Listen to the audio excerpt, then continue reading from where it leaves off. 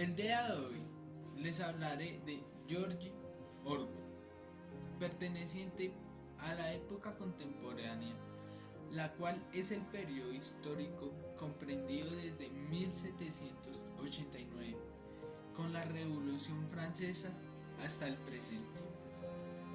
George Orwell nació con el nombre de Eric Arthur Blair.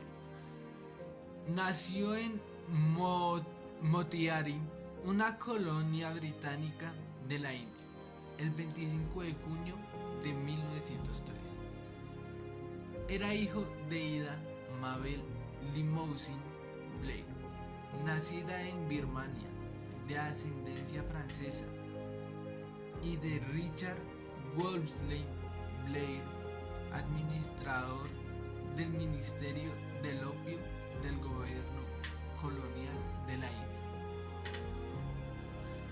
A los 2 años se trasladó con su madre y con su hermana mayor, Marjorie, a Inglaterra, y no volvería a ver a su padre hasta 1907, cuando este visitó Inglaterra durante 3 meses antes de partir de nuevo hacia la India.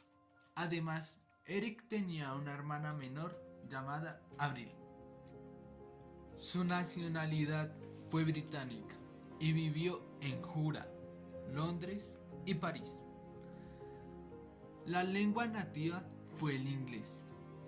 Su religión era anglicanismo, que es una doctrina religiosa cristiana con elementos del catolicismo y la reforma protestante.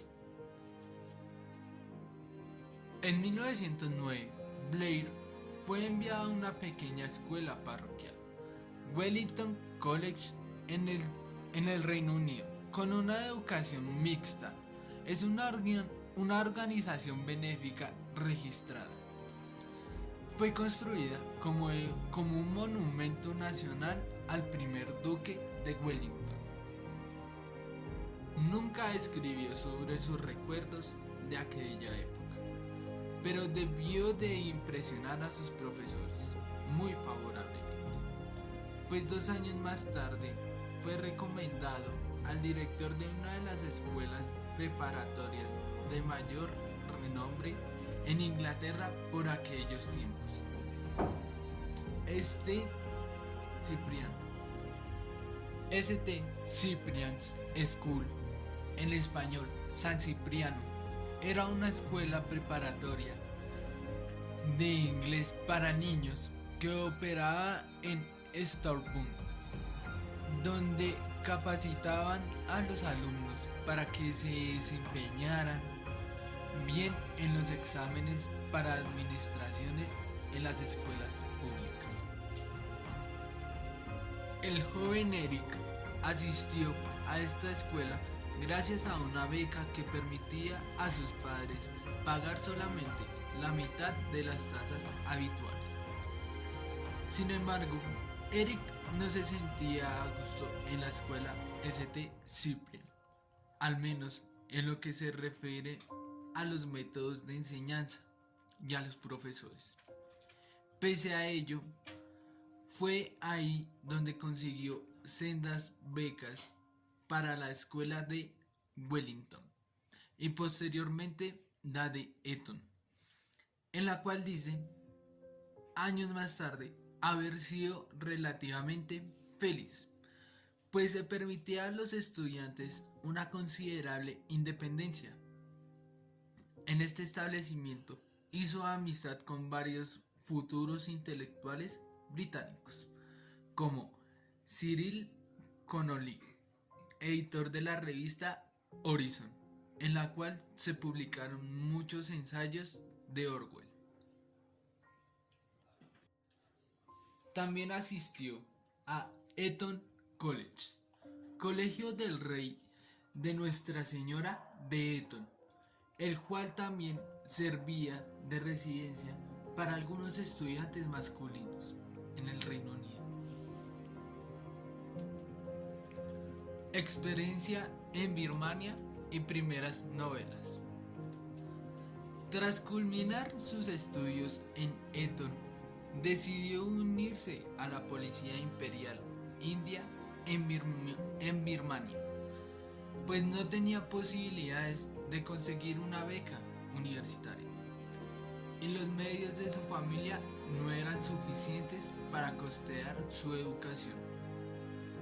Tras 5 años como oficial, abandona el cuerpo de policía y vuelve a Inglaterra en 1927, habiendo desarrollado un oído hacia el imperialismo que muestra en su primera novela, Los días de Birmania, publicada en 1934, y en ensayos como Un ahorcamiento de 1931, Matar a un elefante de 1936.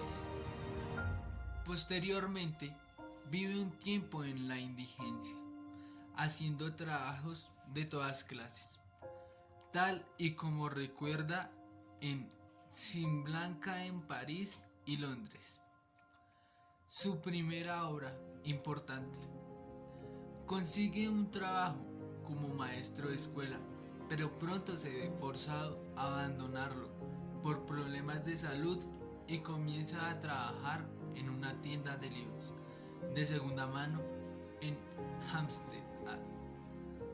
Una experiencia que rememora parcialmente en la novela corta Que no muera la aspidistra de 1936. Se trasladó a París en la primavera de 1928, donde vivía su tía Nelly, con la esperanza de forjar su carrera como hombre de letras. Tras algunos intentos fallidos, Eric se vio obligado a trabajar de lavaplatos en el lujoso Hotel X, tal como hace mención en su primer libro, Sin Blanca en París y Londres, en 1933. A fines de 1929, regresó a la casa de sus padres en Southwark, Suffolk, enfermo y sin dinero, y escribió Los días de Birmania en 1934. Blair adoptó el seudónimo de George Orwell en 1933, mientras el autor escribía para el New Adelphi. Vivía en Hayes, Middlesex, y trabajaba como profesor de escuela. Adoptó seudónimo para no incomodar a sus padres con Sin Blanca en París y Londres. Llegó a considerar otros nombres literarios como Kenneth Miles o Lewis Always, antes de decidirse por un nombre que deja traslucir el afecto que siempre había sentido por la tradición y la campiña inglesa. Jorge es el santo patrón de Inglaterra y Jorge V era el soberano en ese entonces. Mientras que el río Orwell en Suffolk es uno de los lugares más emblemáticos para muchos ingleses. Blair también pensó que un apellido que empezara con la letra O le haría una mejor posición a sus libros en los estantes de las librerías. Como escritor, George Orwell se sirvió de su experiencia como profesor y de la vida en Southwark para novela La hija del clérigo, en 1935, escrita en 1934, en casa de sus padres, tras la enfermedad que lo abatía y lo obligaba a ganarse la vida impartiendo clases. De 1934 a 1936 trabajó a media jornada en Blue Clovers Corner, una librería de segunda mano en Hampstead. Tras llevar una vida solitaria, quiso rodearse de la compañía de jóvenes escritores. Hampstead era un pueblo intelectual que ofrecía establecimientos destinados al desarrollo de actividades culturales de diversa índole.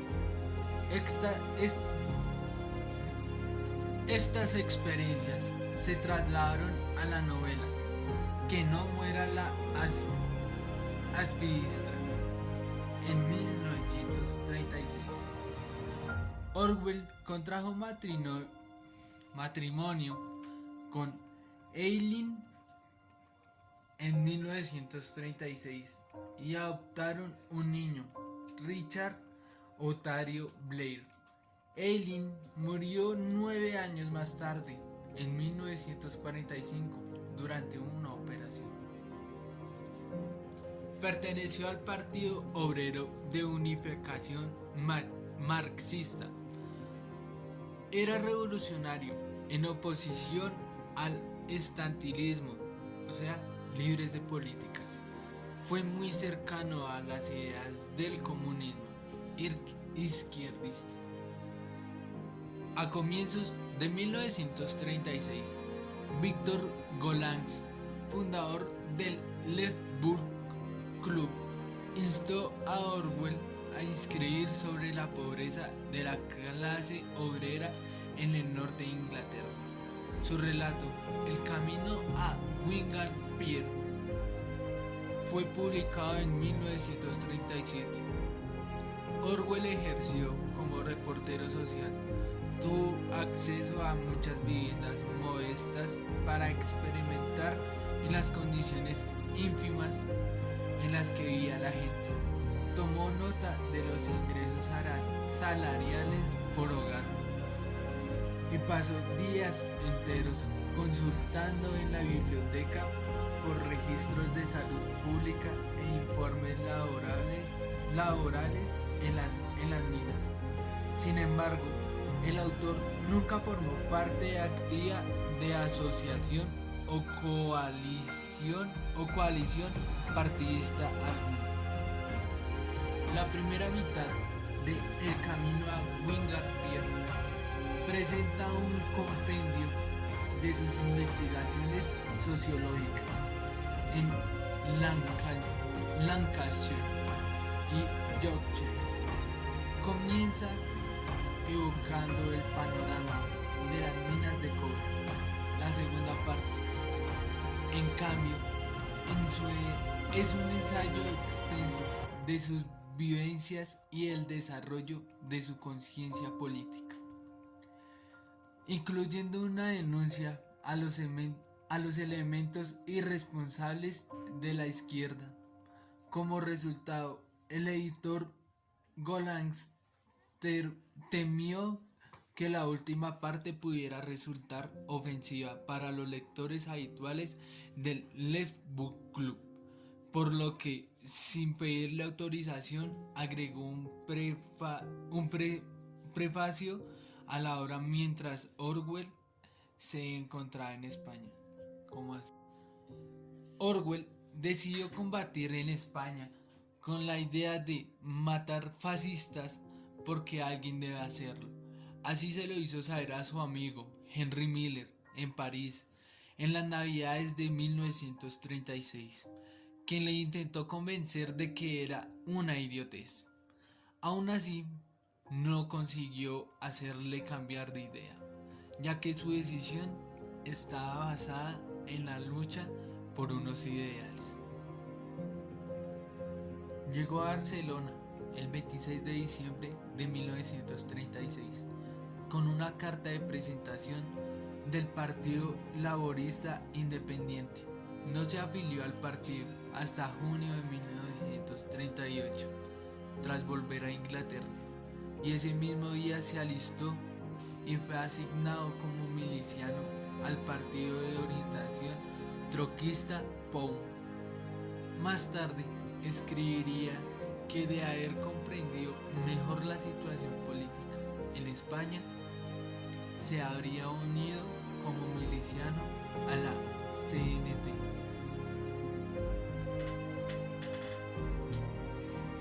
En enero y febrero de 1937 combatió en el frente de la Sierra de Alcubierre, Huesca.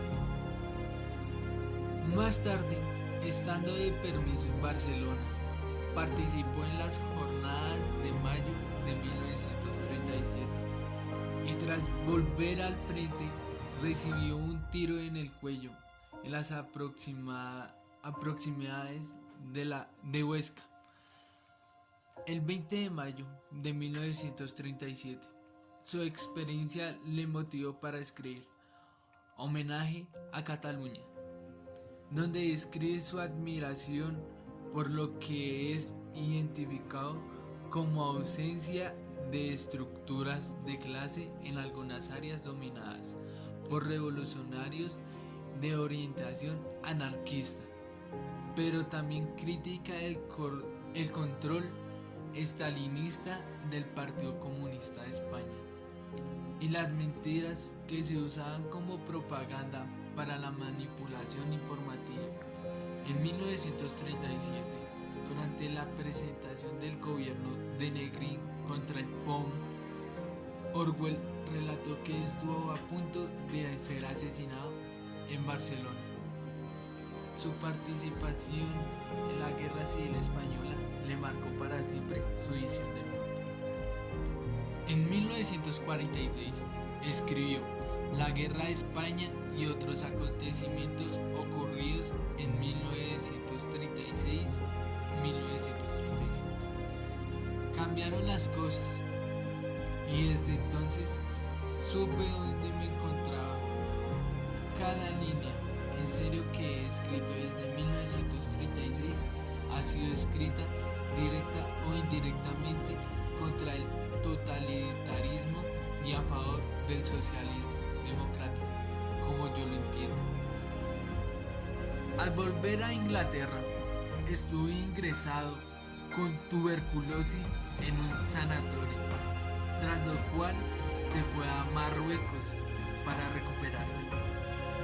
Orwell opinaba que si bien se necesitaba un cambio radical en las sociedades occidentales y por lo tanto en los países capitalistas, el estalinismo representaba una amenaza a los principios que lo sustentaban.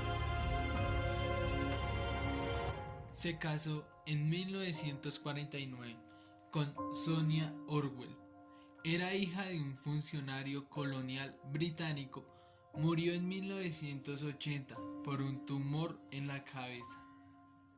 Orwell se sustentó escribiendo reseñas de libros para el New English Weekly hasta 1940. Durante la Segunda Guerra Mundial fue miembro de la Home Guard, en donde recibió la Medalla de la Defensa. Sus pensamientos de aquellos años han quedado grabados en su libro Diario de Guerra de 1940 a 1942. En 1941 comenzó a trabajar para el Servicio Oriental de la BBC, principalmente en programas para ganar el apoyo de la India y el este de Asia a los ejércitos aliados. Era consciente de que su trabajo en esta época era simple y propagandístico, por lo cual describe sentirse como una naranja que ha sido pisoteada por una bota muy sucia.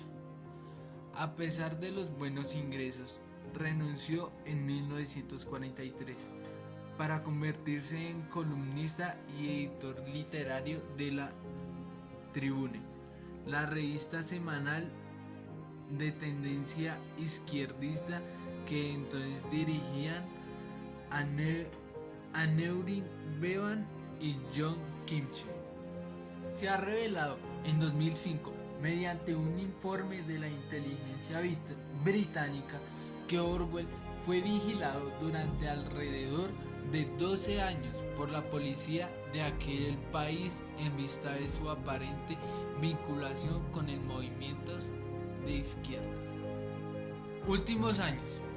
En 1949, Orwell entregó una carta a una amiga, Celia Kirwan, que trabajaba para una sección del Foreign Office, el Ministerio de Asuntos Exteriores británico, dedicada en esos días a organizar unas conferencias sobre el estalinismo. Kirwan se dirigió a Orwell solicitándole nombres susceptibles de aceptar. Orwell también incluyó una lista de 38 escritores y artistas que consideró en su momento con inclinaciones procomunistas y que no tendrían intención en participar en dichas conferencias.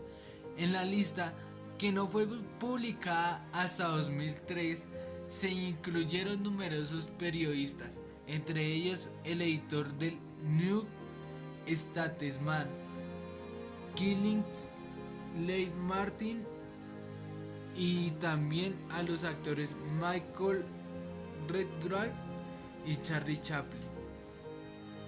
En octubre de 1949, poco antes de su muerte, se casó en segundas nupcias con Sonia Brownell.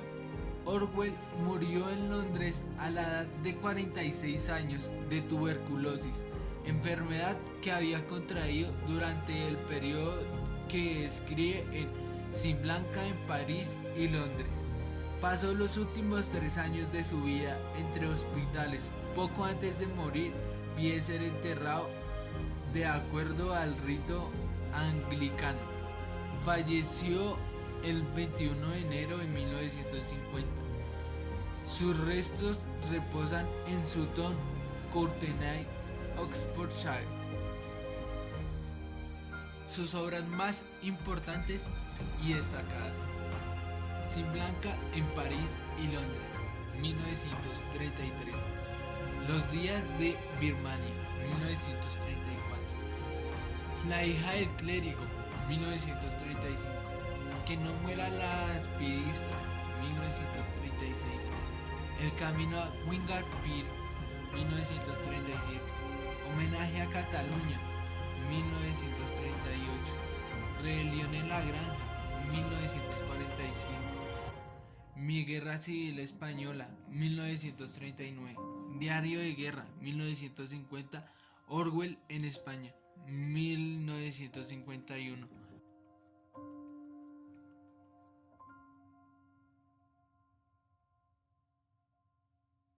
El día de hoy les vengo a hablar sobre una muy importante obra del escritor George Orwell, llamada Rebelión en la Granja, escrita en el año 1945. El señor y la señora Jones son dueños de la granja Manor. En esta granja el señor Jones es un alcohólico, el cual simplemente utiliza a sus animales para lucrarse de ellos. Son los personajes principales de la obra: el caballo Boxer y la yegua Molly, el burro Benjamin, los perros Bubble, Jessie y Pincher. También encontramos gatos, conejos, palomas, gallinas, borregos. Acá encontramos al cerdo mayor. Acá encontramos el cerdo Napoleón. Acá el cerdo Chillón. Y ahí por último el cerdo Snowball. Un día el granjero Jones llega borracho a casa y los animales llegan a la conclusión de que el granjero abandona sus responsabilidades en la granja y solo utiliza a los animales y luego los mata.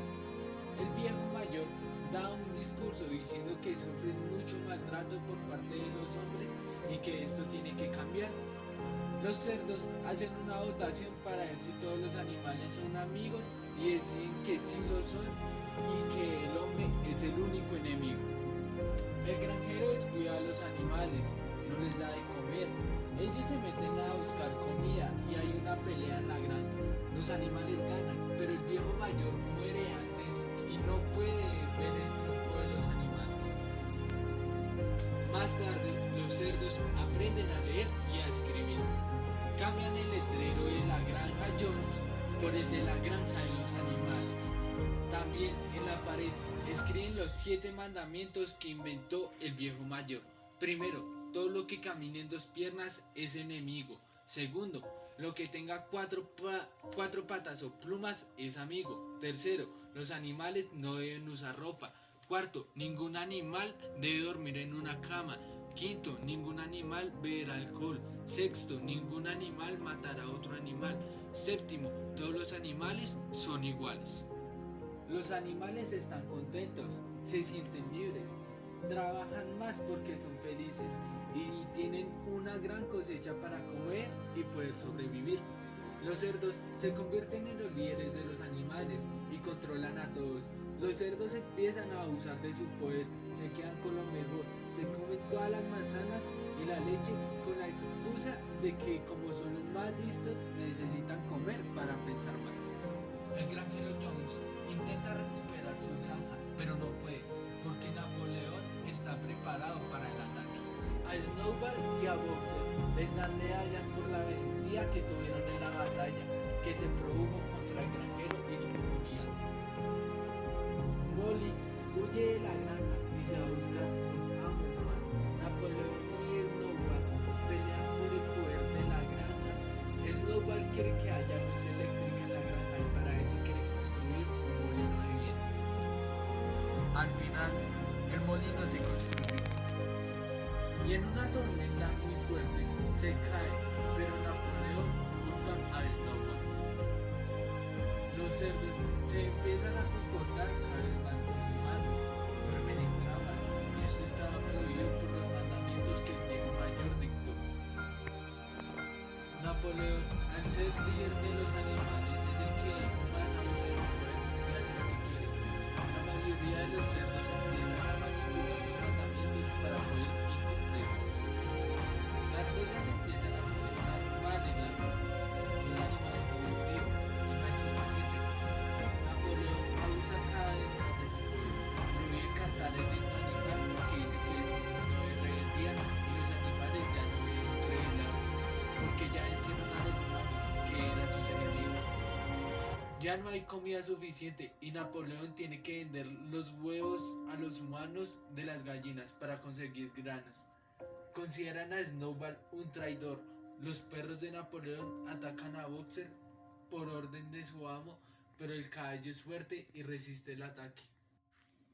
Napoleón se convierte en dictador absoluto y llama a la segunda batalla que se produce, la batalla del molino. Empiezan a reconstruir el molino y por el excesivo trabajo, Boxer colapsa del agotamiento.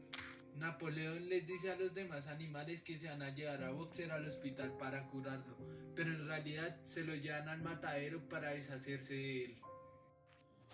Los cerdos incumplen otro mandamiento, beben whisky que los humanos les dan. Los años pasan y los animales de la granja cambian, unos llegan y otros se van. Napoleón ha empezado a usar un látigo para controlar a los animales. Los 7 mandamientos del viejo mayor ya no están en la pared, solo queda el último, pero cambiado a: los animales son iguales, pero unos son más iguales que otros. Los humanos pueden visitar la granja y los cerdos beben con los humanos, porque se sienten superior al resto de los animales.